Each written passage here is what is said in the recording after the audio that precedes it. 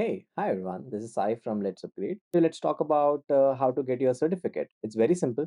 You will see two links in the description. Number one is the place where you have to go and mark your attendance. Marking your attendance tells us like, okay, you are a legit student who have attended this particular session. Link number two is your assignment. This is where your 90% of the priority is. You have to go and submit the assignment that is given to you in this particular session. Once you're done submitting that assignment, we will be evaluating that. We will send you an email. If you get the passing criteria, then only we will give you the certificate on a particular date that is mentioned again in the description. Please check these three things, and this is the way how you will get a certificate from Let's Upgrade. Number one, mark your attendance. Number two, just go ahead and upload your assignment. Check for the email that you have received it, yes or no.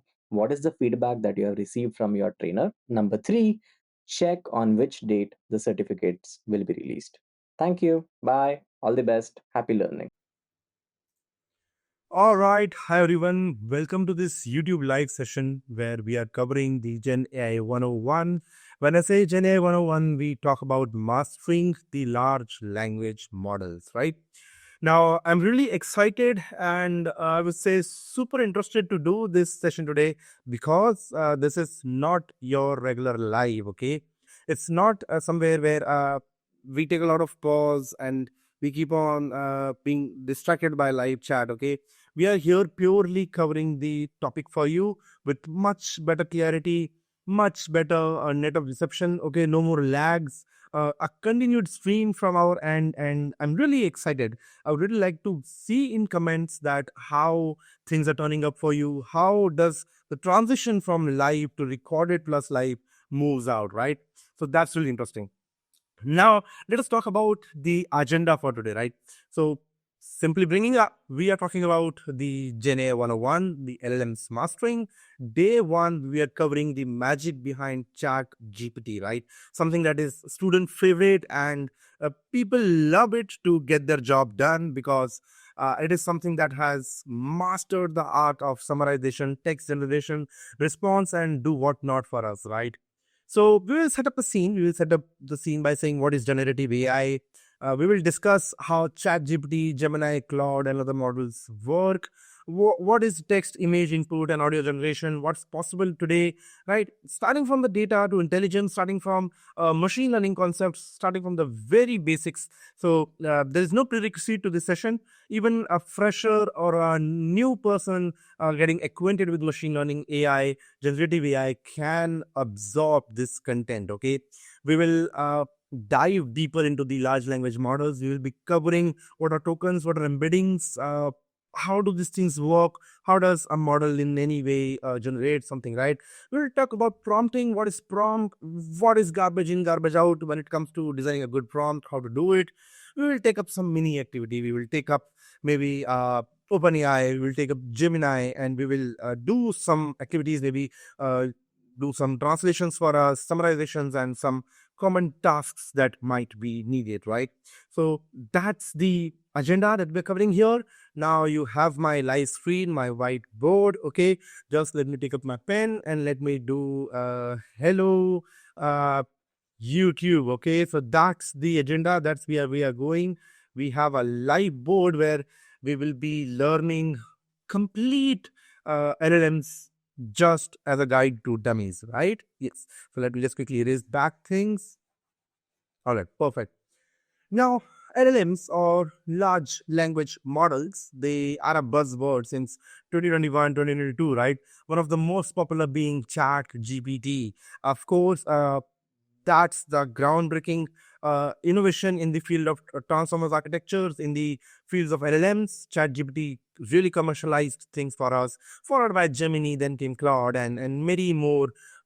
These are just, I'll say, the tip of the iceberg. There are so many interesting models you can try out to go to places like Hugging Face. You could go to places like Azure Foundry. You can check in some really interesting large language models available that caters to wider audience with specific interests, specific domain tasks which are needed, right? So with that being said, Let us just quickly start off with an overview. Okay, so large language models, they have gained immense popularity, right? And why so? Because of their ability to generate human like context, right? Or maybe they have really sophisticated algorithms that can do a lot of magic with deep learning, that is to do summarization, to do translation, to do generation, to begin with, right? So LLMs are essentially extremely deep, and the deepest neural networks we are talking about in today's generation, right? So when we say deep, it's really deep. So deep neural networks are known for their ability to capture the you can say hidden information, or the information that is not linearly visible, right? The hidden patterns. So deep neural networks, of course, they're particularly useful in the field of computer vision, in the field of language modeling and NLP altogether, right? So this is the idea of LLMs fit into picture, right? Now, going back, when we talk about the large language models, NLP existed even before there, right? We had models like RNN, LSTMs, right? So these models were also doing the task for us, but the problem was every information was being compressed into maybe a single vector, and there's a limitation to context retention and to understanding the multi-dimensional relationships between words here and there, right? So the point is that LLMs in the last few years, they have introduced concepts like attention, self-attention, multi-attention, which really improvise on understanding how the language, words, vocabulary work with each other, right? So you would have heard that there's a lot of vocabulary. I'll show you one meme right on the screen. So you would have heard about these things, right? Agents, agentic AI, text to speech, NLP, large language models, AGI, artificial general intelligence, and whatnot, blah blah blah. Right? There's so much in the space of Gen AI. Let us cover these things one by one, foundation by foundation, right? So, of course, certain universities like Stanford, the Center of Research for Foundational Models, CRFM, these organizations in the year of 2021 introduced the term known as foundational models. Okay.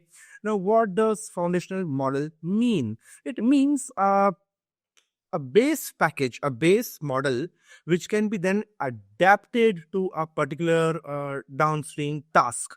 So, for an example, what do we mean by that? Suppose I would say that if you have graduated from 10th, 12th, okay, you have your degrees and mark sheet, then you have a foundation to maybe either enter the stream of commerce, either the enter the stream of science, arts, statistics, and whatnot, right? So, this is kind of a foundational model, right? As a 12th standard or a 11th, 10th standard student could be a foundational model to now dive deeper, because by the time we cover 10th standard, we have been covering history, we have been covering mathematics, statistics, we have been covering science, we have been covering geography, a lot of general concepts, right? So something like this, exactly something like this is a foundational model. A foundational model could be good at language generation. Foundational model could be good at programming, coding, okay, problem solving, image generation, maybe image understanding, graph understanding. Okay, this is like a broad concept. So for any type of broader concept, for an example, I want to create a large language model which understands science in general. So we could have a foundational model for science, right? Now, this model is expected to talk about physics, talk about chemistry, talk about biology, and all of these disciplines. Obviously, it cannot go into the depths of a particular field, not be an expert in a downstream task, but be jack of all trades in that domain, right? So this is point number one. What is foundational model? In nutshell, a foundational model is something which is good at a brief overall task, and it can be further optimized, further fine tuned to a particular task. So for an example, if I have a foundational model which is good at understanding English language and to generate English language, I can use this to downstream and fine tune it into maybe poem generations. Okay, now I will train this model to write good poems for me. Okay, that's the point in nutshell. Second thing, GPTs. What do GPT stand for? So it is an abbreviation which means generative pre-trained transformers. Okay. But again, what is this? Dumb, right? Well, let's cover that. So in AI, there's a concept known as deep learning. Okay, and all of these concepts are related to some algorithm. Okay, so even if we zoom out a little bit further, we have machine learning. Machine learning has some simpler algorithms like maybe linear regression. Okay, why? I'll just write it on over here. Okay, we take up a pen. Y is equals to mx plus c. Okay, so I'll not disturb you with the mathematics, but the point is that we train the value of m, we train the value of c. So every time I give an input that today the temperature is 21 degrees Celsius, okay, maybe there is a value like 0.3 for m and a value of 0.7 for maybe the c. So you just simply do this multiplication, 0.3 multiplied by 21 plus 0.7, you get your answer, okay. So if you are able to when we say we train a linear regression model, we say we are training m and c. Okay, like we are deciding the values. What should be the best value for m and the best value for c based on the data that we are training on. So something as simple as this is training a machine learning model. And now if we move to more complex models, we will reach to a point of deep learning. Okay, now for deep learning, we could have an input layer which serves as taking in our input. Okay, then we might have hidden layers, which is like the Maggie masala, right? Because the entire art of making Maggie lies in that opening that packet and putting the magic masala, and we have super noodles, right? So these hidden layers are the magic masala of deep learning, where we take the input. God knows what happens in these hidden layers. For now, let's keep it like that, and we finally get an output, right? Now, of course, there are different architectures, different deep learning architectures, which can help us do particular tasks. For an example, if we have to do computer vision tasks, then we could have something like convolutional neural network, this which is a type of a deep learning network. We could have RNNs, LSTMs, which are again type of deep learning networks. And similarly, we have transformers architecture.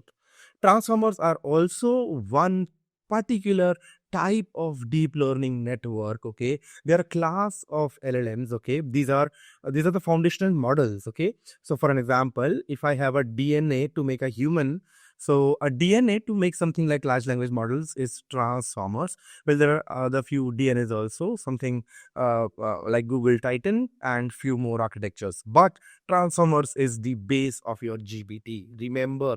So to summarize everything in short, deep learning kya hai? Deep learning is like taking input, doing some mathematical operations, doing some algorithms, and generating an output on top of it. Okay. Of course, for your particular task, if your task is text based, you take text input, you do some text output. If your task is image classification, you take text, or sorry, you take image and do image output. Now, similarly, for transformers, the input is given, we take the output, we train this model, but this architecture is a type of a very deep, complex neural network only, okay? Part of deep learning, a part of neural network. That's it now, okay? So I hope we are all good till here. We know what are foundational models, we know what are large language models. Large language models are something that is good at understanding natural language, producing natural language, doing tasks related to summarizations, translations, maybe classifications, named entity recognitions, and all of the NLP flow. Again, that's the large language model for us, right? We are good with foundational models. We are good with what is GPT. It is a type of a deep learning network through which we generate large language models. So LLMs, many of the LLMs, such as OpenAI's ChatGPT, is based upon the GPT architecture. Okay, so GPT is not a term which is particularly coined or belongs to or is a patent of OpenAI company. No, it is like OpenAI has used this GPT with chat in front of it to make a product known as ChatGPT. Okay, so for an example, if I say maybe Indigo Airlines, I do not say that airlines is a word that belongs to Indigo. Okay, it is a company, and they have used that word airlines to make their product much more explainable what it is. So similarly, Chat GPT is a product name of the company OpenAI. OpenAI owns this product, but it is based upon a GPT architecture. Okay. Cool. We are good till here. Now, let us understand some more concepts. Let us understand some magical words like AGENTS, agents. Okay. So, large language model agents are nothing but advanced AI systems. Okay. They're designed for creating complex tasks. Okay. So, first of all, they need maybe a sequential reasoning. They can think ahead, they can remember past, they can do conversations, they can use different tools to generate a response, act to a situation, uh, maybe change style, develop style. Okay, maybe it could be managing your emails, it could be taking up your calls, it could be automating a task, it could be doing some research for you. Okay, so okay, let's quickly try to summarize this thing. What are agents? So agents are a type of a specialized AI system that first of all uses large language model. Okay, they are made using large language models, but not just that. Agent has memory of its own, its decision making capabilities, its environment to interact with. It can, or may not, it may or may not have some functions to call on. Okay, and it can do conversation, it can retain context, it can take decisions, and it is autonomous. It does things for us. So for an example, I could have agent on behalf of me who can handle all my email responses. So if I'm on leave, I want my agent to take control, uh, read all my emails, okay, and responds to them that, hey, I'm on vacation, but if there is anything important I can do for you, please get back to me on this number. Let us say I could have agents that can do some boring tasks for me, that I simply call up my agent that, hey, can you book a table for me tonight in Mumbai city? Maybe in this area, I want maybe a candlelight dinner. I want a romantic dinner. I want a sea facing view. Can you please get the booking done? Okay. So in this case, the agent would have capabilities. The agent will understand that, okay, first of all, I need to call up some applications that can help me understand good cafes, good restaurants, which have beach view, which are in Mumbai city. Okay, it can use Google search as a tool. It can use maybe some personal tools or some custom tools I make for it. Okay, maybe some blogs, maybe some pages where informations are. I get a knowledge base for my agent. Okay, it can use that. Based on it, it can deduce a conclusion. It can now use a large language model to generate reasoning that, okay, given this context, which is the best suitable option for this person. Based on that, it can come back to me that, hey, I think that maybe you will love the view of Pizza by the Bay. Do you want to book this restaurant? And I say, hi, yeah, this looks good. Why not? Go ahead, book for me at 8 p.m. Maybe at this time, the agent will now have memory. Agent will remember that when I say book it at 8 p.m., what I have to book, where I have to book, agent has memory. Okay, agent can go back, and agent can simply book up this by using maybe another tool that does this completion. Okay, an API for an example. So that's what agents are, and they're really good at automating different things.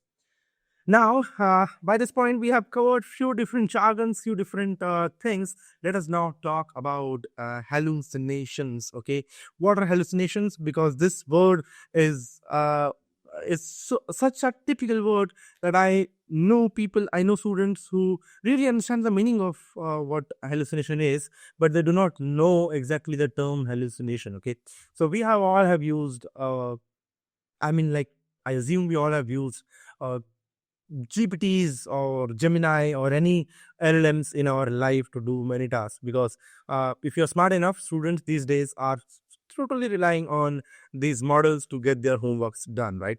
Now, we could have realized that, yes, sometimes these models do not exactly behave the way we expect them to. Okay, so for example, if I ask the model to write me a poem on maybe a brave king, the model will start off writing with a poem about a brave king, but end up writing that the queen is fantastic. Okay, so what does this mean is that LLMs make up content which is not at all in the flow, not all in the context, not all related, uh, incorrect, made up, or just inconsistent with the data. So, in fact, I have seen models hallucinate to a point that they completely switch off from English to another languages, right? It could start up writing Mandarin, for an example. It could start off writing God knows which Spanish language, right? The hallucination reached that point. So, what exactly is hallucination? How does it happen? Okay. So, remember one thing. That large language models, they heavily depend upon you can say probability, right? These models, they have a probabilistic nature, that if I tell you hi, you would think that what could be the next word. If I ask you that, can you complete the sentence, I'm asking you hi, you would say maybe hello. Okay, that's something that comes in my mind, because my mind is giving me a probability that hello is the most suitable word which can come here. So similarly, when the large language models are trained on huge amount of text, they simply, how does this model learn? They simply learn to predict the next token, okay, or let's call it word for now. They learn to predict what is the next word. So if I say hi, how are, maybe the model will now remember from its training that the probability of you coming here is the highest. Okay, now, sometimes this probability can go wrong. Sometimes this model, when generating a few things, they might end up choosing a wrong probable token. And based on that, the probability of the incoming tokens is then hampered, and the model then starts putting gibberish text as the output. Okay. So at the end, what do we conclude? We conclude that large language models, they are not at all really smart. Yeah, they do not have consciousness like human brains. They do not have intelligence at all. They are at the end just probabilistic models, good at numbers where we humans fail, right? That's about it. So, if you ask me what is hallucination, hallucination is when a large language model starts giving incorrect answers or inconsistencies observed in their outputs, right? That's there. Well, that being said, the magic of AI doesn't end there. The magic of LLMs doesn't end there. Let us introduce to yet interesting term known as RAG, right? What exactly is RAG? So RAG is retrieval augmented generation, right? So the word retrieve itself means to maybe get something, and maybe to collect something, right? To bring something, that's retrieve. uh, Augmented is something that we have maybe overhauled, or maybe generated, right? We have augmented something. Because you created something on top of something, right? We have augmented something. With that being said, retrieval augmentation means nothing, but take an example for now. Okay, so right now in India, we are witnessing Bihar elections. Right now in India, there has been some uh, you can say terrorism attack which happened just yesterday, when I'm recording the session, yesterday day after, in Delhi. Maybe the Delhi's AQI is worsening up. Okay, no one is able to control the AQI, and India is suffering from maybe the air pollution. Right now, if I go ahead and ask this question to one of the large language model, okay, let me switch to one of the large language model.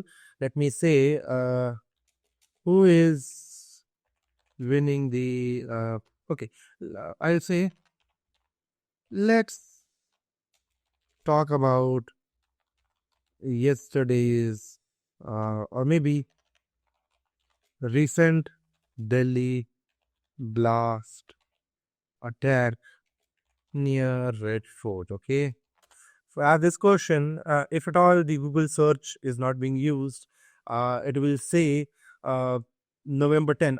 Interestingly, this is where, see, the magic is. By default, Gemini is so trained that it is using up-to-date knowledge. Okay, November 10, 2025. Gate number one, Lal Killa attack has happened. Okay. Now let me switch to Olama. Okay. So I'm running some local models. Why not? Let's switch to it. Okay. Windows plus R. Okay. I have Olama running over here. Gamma triple billion. I'll say hi. Okay. Let Olama answer to me. I'll copy this question right over here. Okay. And yes, indeed, if this is my local laptop, so the LLM could be a little slow. Okay, here we are. Let us talk about recent Delhi blast attack near Red Fort. Okay, let's talk about it. If you realize that it's a very serious concern and breaking down November 26, 2023 on December 2, you see a kind of hallucination, I would say. Uh, because today is not November 2026, 2023, but this is when the model's knowledge was cut off. So, what do you mean by this? That this particular large language model was trained, developed, and published maybe by 2024, okay? And it only has knowledge till November 2023. All the text that was used to train this model is limited to 2023 and or 2024. Okay, so there will be different models which rely on that. Okay, so RAG is useful to do things like this, what Gemini has done for us. Okay, so if you see, Gemini is able to capture the recent Delhi attack, which is on 10th November, and I'm recording this session. If you see, you'll be surprised. I'm recording it on 12th. Okay, so just day before, a Hyundai i20 initially 8 to 12 deaths. Okay, and it captures so much of the information coming right over here, right? So what is RAG? RAG is something like this. Okay, I'll tell you quickly what it is. Okay, so I'll just clear up my board a little bit. Here we go. So what is RAG? What it does for us? Okay, so maybe I'll just sketch something for you. Maybe I have a piece of information. Let me call it my information dot pdf. Okay, so consider a news company, consider maybe a news channel who takes in daily hundreds of pdfs filled with news articles. Okay, now these news articles, what I will do is I'll try to create a database out of it. Okay, for now, I'll call it vector database. I'll soon explain you what vectors are. But for now, just understand that I'm storing some information in my vector database, or I'm just storing these news articles in my database. What will happen is a query will come in. Okay, for now, let us keep what is embedding model. Okay, I'll explain you when I explain the vector database. I'll explain the embedding models. For now, just let us keep it like a Delhi attack information. Suppose I'm asking, this is my query. This query goes into the vector database. Okay, it tries to find over here which is the most similar news article which can help me answer this question. Okay, so in return, it will return the delhi.pdf. Okay, one news article that is helpful to answer me. So this is now the context. Okay, and with this context, now the LLM can generate my answer. So if you have to just quickly see what happens. Okay, let me just pass on this information. Okay, okay, copy. I'll say I'll go to Olama. Okay, I'll say context. Now my question. Okay, can you describe what happened on 10th November 2025 in Delhi? Okay, what was the date once again? 10th November 2025. Okay, all right. Now, if I have this question, okay, let's see what happened. It will tell me about a devastating attack. Now, this model is able to explain about the attack, explain the key events leading to it, the explosion itself, investigation and context, and in a sense, this is the answer, right? So, if you realize the same model which was giving us maybe a hallucinated answer because the model didn't have this context to answer it, right? It's now able to answer us our question. Can you describe what happened? Because now it has a context to answer from. Okay.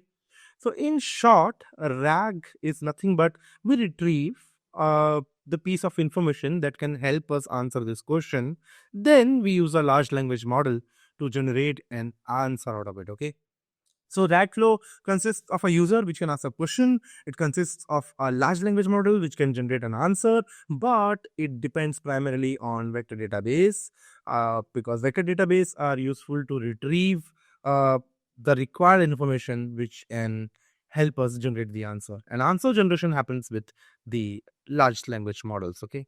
Now, similarly, there could be hybrid vector search or fusion retrieval, things where we do not totally depend upon RAG, but we also depend upon some NLP techniques. We depend upon some fuzzy logic. We depend upon some more keyword matching, which is more classical programming way to solve things, right? We can use TF-IDF, things like that. Uh, Basically, other algorithms of finding the relevant document. Okay, maybe if the question contains Delhi attack, we could just simply open up each PDF in our history and do direct keyword matching and find a document which contains Delhi attack. But if I talk about attack in the capital of India, RAC can still be able to find Delhi by relating it to capital of India. Okay, but again, there are many variations in RAG through which maybe we can add up some ranking, some fusion of different algorithms to do things for us, right? So that's in overall a little bit story of what are the different terms being used in LLMs. Okay, now, okay, I think we will take a break over here. I think we will rest the idea of describing what is large language models and some jargons. The next topic that we are covering today is maybe an overview of how the transformers actually work. Okay.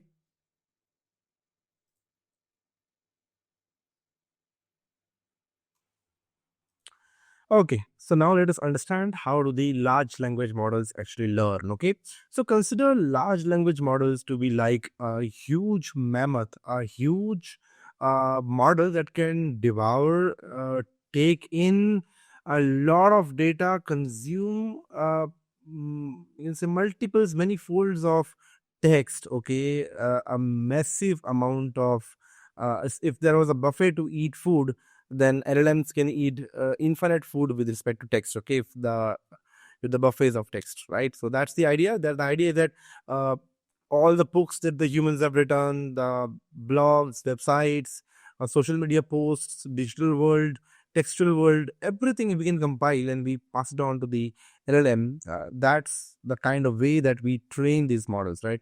We train them on the entire internet to begin with. So apart from that, the LLMs not just consume this textual data, they also start making sense for patterns. Okay, imagine that how we learn a new language is that we first start off looking at the basic grammar. We start off looking at some common words. We look at conjunctions, how to join sentence, how to request basic things. We start off with vocabulary. We expand our vocabulary. We realize the relationships between noun, adjectives, verb, adverbs. Okay, the complete sentence formation, subject and predicate. We talk about it. We become a digital Sherlock, right? We completely zoom in and see different relationships of these complex words. How do they relate to each other? Which words pair a lot with each other? What is the importance of a word in a given sentence? Its importance in terms of position, importance in terms of being a part of sentence. Is it a noun, is it a subject, or it's a part of the predicate? Okay, where it is going and things like that. So LLMs, they also internally they generate matrices, okay, certain metrics through multiplication. There are billions of multiplications happening per second. Okay, so updating each parameter, uh, doing these complex tasks, so which is the reason that these models are so heavy, because they do millions and billions of calculations per second. Okay, so the idea is that as explained, any deep learning model would consist of an input layer, a hidden layer, and an output layer, right? So these models that take up the input text, you can see on my whiteboard that we have input text, okay, then it goes into, let us call this part as the hidden layer for now, and then we simply get the output over here, right? From the output layer. For output layer, it does the prediction of what the next token could be or the next word could be. An input layer could have the previous sentence, and output would be the next part of it, right? So a model processes, the more the model processes the data, the better it gets at understanding the language and the meaning of uh, the question being asked, right? That's the idea. So what is a training objective? So the training objective is always to guess the correct word, or the guessing game. Okay. For an example, if we put over here, for an example, this is one idea. So you will realize that the model is shown a particular sentence, okay, with some words in it, and it tries to predict the masked word. Okay, like what is the highest probability of something coming over here? So, for example, this pink shirt, I'm drawing a question mark. So this is the input, right? You see in the bottom we have a start, how are mask, okay, this is the mask, how are dash doing today, and this is the separator, okay. Forget this for now. The question is that the language model tries to predict the masked field. For example, you, they, your, these are some highest probable settings or the tokens which can fit in, but the model will then try to guess whether if I answer they, is it correct? Okay, if this is correct, then we score the models at great, you did good over here. So you are learning things, and if they doesn't work, how are they doing today? It can work. How are you doing today? It can work, but how are you doing today? Doesn't work. So if the model says you're okay, we give it a negative feedback that you are not doing really well over here. The point is that I'm not getting it. So improve. So what happens is that during a training process, the model will now update its weight. If it is doing good, it retains those weight. If it's doing bad, it changes maybe in a positive or a negative direction just to get a next feedback and realize, okay, I did something more bad, so I go back in the other direction. Or if I did something partially better, I move in the same direction. Okay. So that's the idea. Internal connections, internal magic of the hidden layers, it keeps on updating. So in short, it's like filling in the fill in the blank games, okay, the guessing games. And of course, there is iterations and optimizations. So in any of the deep learning process, the idea would be that we start the training, we give the input, we initially randomize everything to a random probability, okay, the way probability works, everything is random. We get an output. Now, based on the output, we predict whether the answer was right or wrong, something like a semi-supervised method, right? And once we get the output, we give the feedback to the model that, hey, you need to improve. This is not the correct token, okay? And when the model improves, it goes back to the same iteration. It goes back, and there are different epochs through which it can learn, train, go through the entire set of collection of data, and over and over get better and optimized to a point where we call that the model has converged. The model has now learned whatever it could from our data, and now it is a well trained machine learning model. So now it can do predictions, now it can do different tasks. Okay. Whereas in reality, this is more like a never ending quest. We keep on improving the model in real life. So you will realize that if you have been using these models lately, that these models keep on improving over months by months. Okay.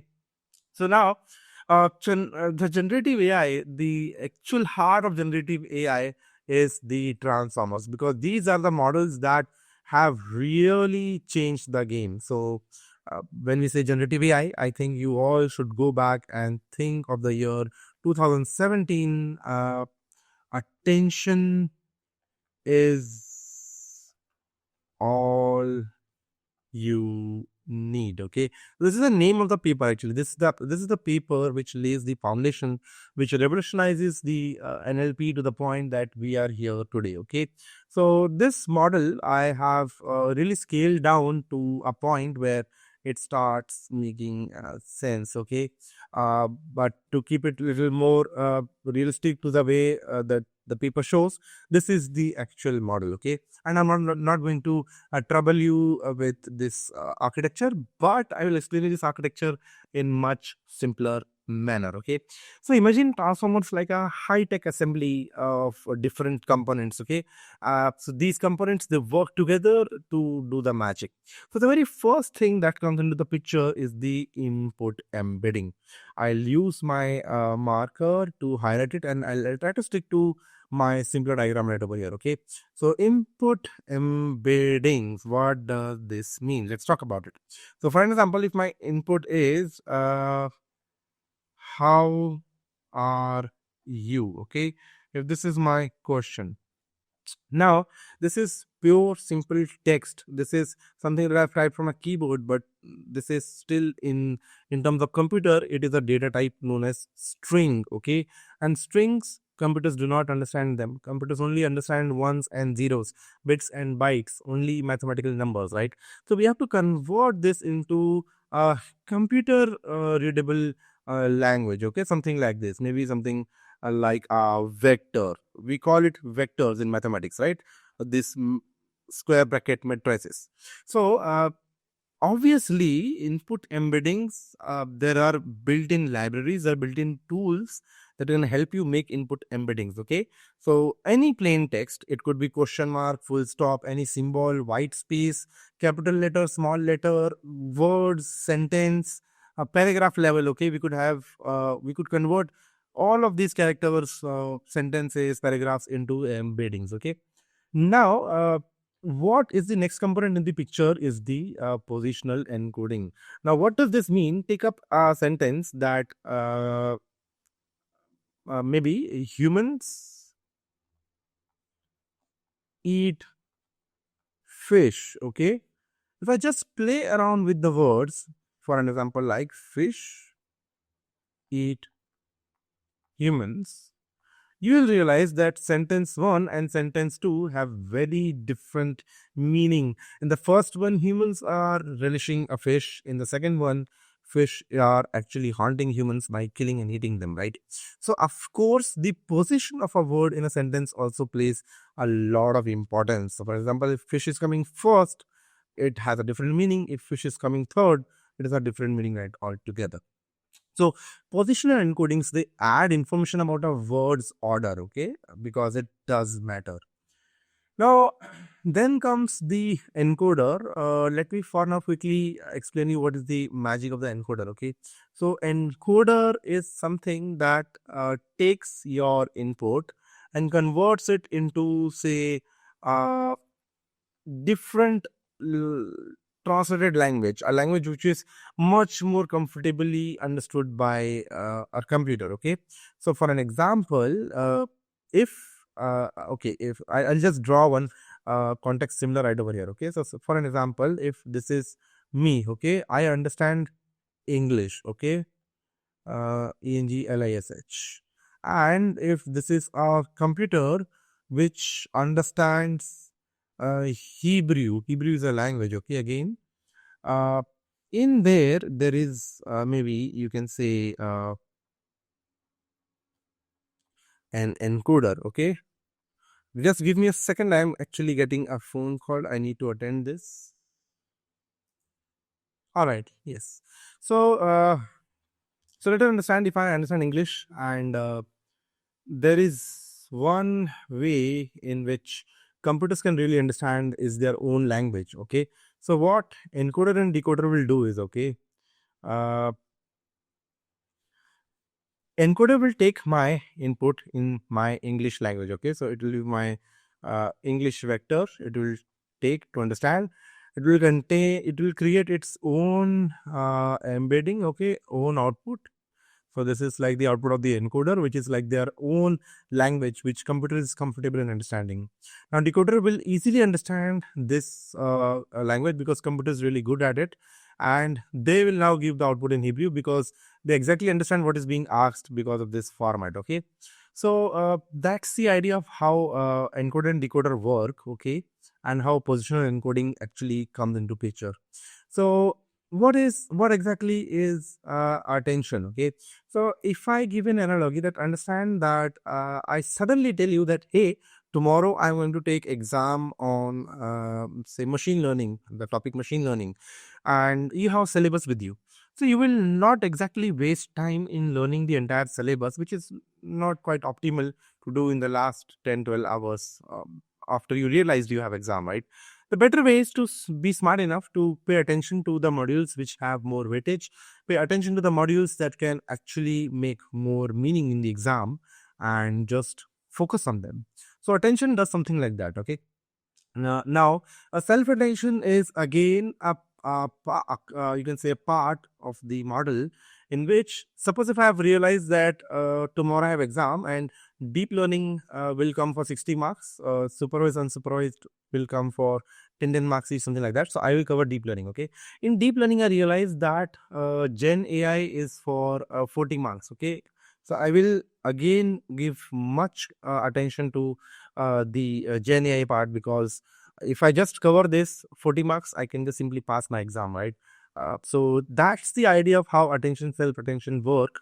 But then there's also a concept like multi head attention. Okay, so attention is like pay attention mechanism is something like that. Uh, what you mean over here is maybe that if I look at a sentence, okay, uh, I could pay attention to it in one way. One way is what is the subject, what is the predicate. Other ways to look at semantic meanings, like what is the relation between each other words. Other type of attention that I can give is the relation of adjective, adverbs, how are they connected to each other. Okay, the dependency of the words with each other, similarity, synonyms kind of way. Okay, attention. So I could pay attention in many different ways to a given sentence. So multi-head attention gives the power to the LLMs to analyze a given sentence with different levels and different ways of putting attention to it, right?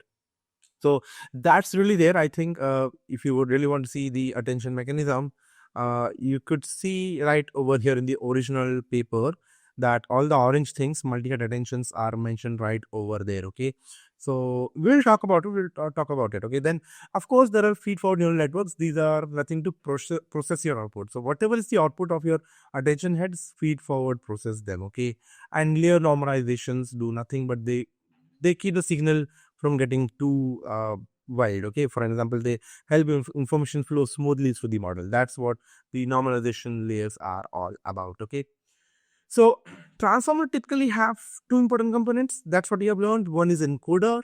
It processes the input, like maybe it understands what you're saying and converts it into a matrix format, which is some internal language they use.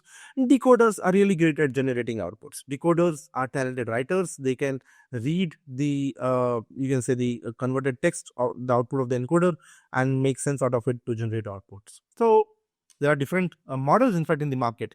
If you realize Google's BERT, it is only an encoder model. Okay, it is really useful at tasks like name identity recognition or things like that, right? NLP related tasks. Whereas there are other models like GPT, which are only decoder based. Okay, so GPTs are there. Well, there are full transformers also, which can use both.